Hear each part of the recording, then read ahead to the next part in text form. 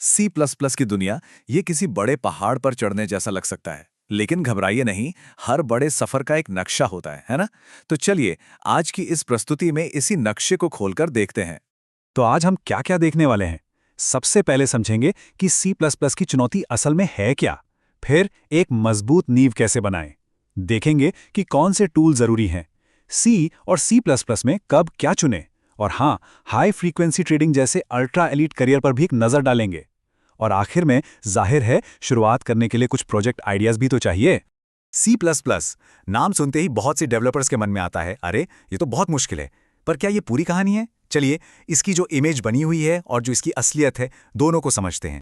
तो फिर सबसे बड़ा सवाल, सी प्लस प्लस में मास्टरी हासिल करने का ये जो लंबा सफर है, ये आखिर शुरू कहाँ से होता है? अच्छा, तो देखिए, एक तरफ जो इसकी इमेज है वो ये है कि ये बहुत कॉम्प्लेक्स है, अनसेफ है और इसे मास्टर करना बहुत मुश्किल। लेकिन जरा दूसरी तरफ देखिए, इसकी असलियत ये है कि ये बहुत पावरफुल है, हाई परफॉर्मेंस है। अरे बड़े बड़े गेम इंजन्स, ट्रेडिंग प्लेटफॉर्म्स और यहां तक कि हमारे ऑपरेटिंग सिस्टम्स की रीढ़ की हड्डी यही तो है। ठीक है, तो एक जूनियर डेवलपर के तौर पर शुरुआत कैसे करें? चलिए इस रोडमैप के पहले और सबसे जरूरी पड़ाव पर चलते हैं, आपका पहला साल। तो पहले साल में ना बस इन 3 पिलर्स पर फोकस करना है। पहला, इसका कोर सिंटैक्स, मतलब वेरिएबल्स, लूप्स, फंक्शंस, ये सब। इसके बाद ऑब्जेक्ट ओरिएंटेड प्रोग्रामिंग की दुनिया में गोता लगाइए, क्लासेस, इनहेरिटेंस, पॉलीमॉर्फिज्म। और हाँ, सबसे जरूरी C++ का वो हिस्सा जिससे सब डरते हैं, मेमोरी मैनेजमेंट, स्टैक, हीप और पॉइंटर्स को समझना बहुत ही जरूरी है। लेकिन सुनिए, मेमोरी मैनेजमेंट का नाम सुनकर घबराने की बिल्कुल जरूरत नहीं है। आज के मॉडर्न C++ ने इसे काफी आसान और सेफ बना दिया है। स्मार्ट पॉइंटर्स और RAI जैसे कॉन्सेप्ट्स हैं। RAI का मतलब है रिसोर्स एक्विजिशन इज इनिशियलाइजेशन। सुनने में टेक्निकल लगता है, पर इसका सीधा सा मतलब है कि मेमोरी जैसे रिसोर्सेज अपने आप मैनेज हो जाते हैं। मतलब मेमोरी लीक जैसी आम गलतियों का चांस बहुत कम हो जाता है। सिर्फ भाषा सीख लेना ही काफी नहीं होता, है ना? एक अच्छा C++ डेवलपर बनने के लिए सही औजारों का इस्तेमाल करना भी आना चाहिए। तो अब हम बात करेंगे STL और बिल्ड सिस्टम्स की। STL यानी स्टैंडर्ड टेम्पलेट लाइब्रेरी, इससे अपना सबसे अच्छा दोस्त मान लीजिए। इसमें होते हैं कंटेनर्स जो डेटा को बड़े स्मार्ट तरीके से स्टोर करते हैं, जैसे कि वेक्टर जो एक फ्लेक्सिबल एरे की तरह है, मैप जो की वैल्यू पेयर रखता है, और लिस्ट जो एक लिंक्ड लिस्ट होती है। अब STL की दूसरी सबसे बड़ी ताकत हैं इसके एल्गोरिथम्स। आपको चीज़ों को सॉर्ट करने या कुछ ढूंढने के लिए खुद से कोड लिखने की कोई ज़रूरत नहीं है। सॉर्ट, फाइंड जैसे पावरफुल, पहले से बने और एकदम ऑप्टिमाइज फंक्शंस आपको तैयार मिलते हैं। पर एक मिनट, यह सॉर्ट जैसा एल्गोरिदम वेक्टर पर भी काम कर लेता है और लिस्ट पर भी? ऐसा कैसे? इसका जवाब है इटरेटर्स। ये एक पुल की तरह काम करते हैं।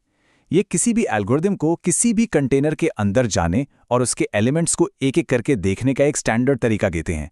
और इसी शानदार डिजाइन की वजह से STL इतना पावरफुल और फ्लेक्सिबल है। अच्छा, तो आपके डेवलपमेंट टूल बॉक्स में क्या क्या होना चाहिए?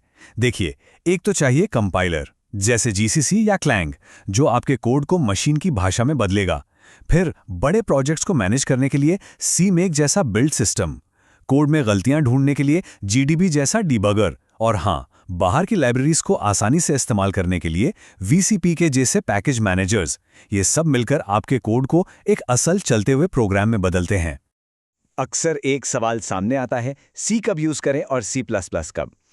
ये एक स्ट्रेटेजिक फैसला है और ये पूरी तरह इस पर डिपेंड करता है कि जरूरत क्या है।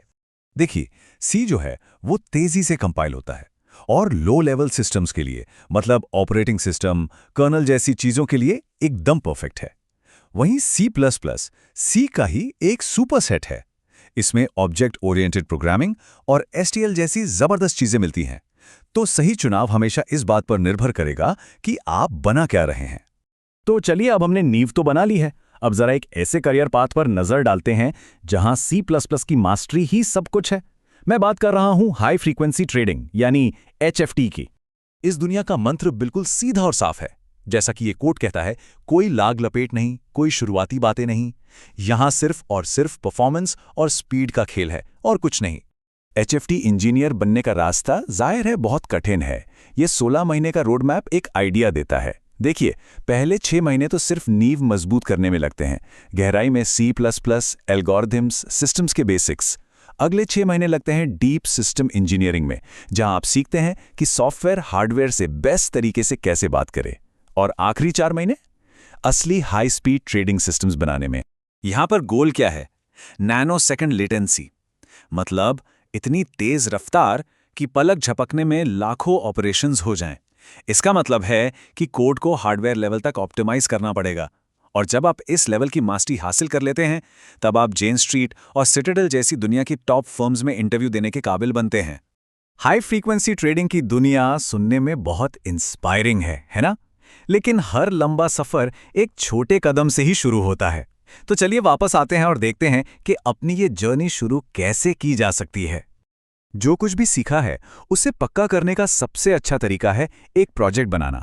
आप एक साइंटिफिक कैलकुलेटर से शुरू कर सकते हैं या एक लॉगिन सिस्टम बना सकते हैं। एक टेक्स्ट बेस्ड एडवेंचर गेम भी एक मजेदार आइडिया है। ये सारे प्रोजेक्ट्स आपके कॉन्सेप्ट्स को एकदम मजबूत कर देंगे।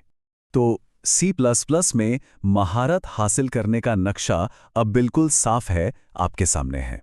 अब सवाल ये नहीं है कि क्या करना है, सवाल ये है कि आप सबसे पहले क्या बनाएंगे।